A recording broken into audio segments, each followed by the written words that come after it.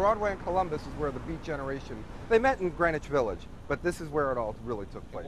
And home of the new Beat Museum near City Lights bookstore, where poets were published, and Vesuvio, where their poems were read in the 50s, a time of Renaissance when San Francisco allowed artists of freedom and openness. They were basically intellectuals and artists and musicians who really weren't out to change the world. They were just doing their own thing, but in the course of doing their own thing, they literally changed the world. Jack Kerouac, Neil Cassady, Allen Ginsberg define the era, like what happened in Sixth Gallery on Fillmore near Union Street. This is where Ginsberg read Howl for the first time.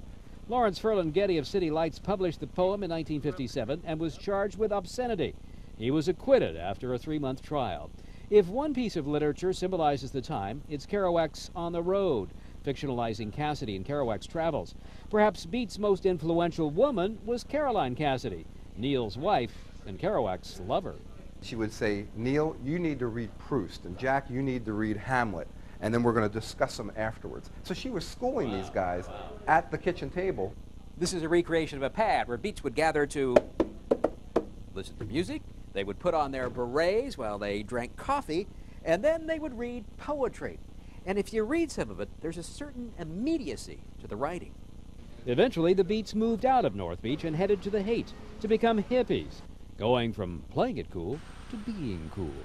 In San Francisco, Don Sanchez, ABC7 News.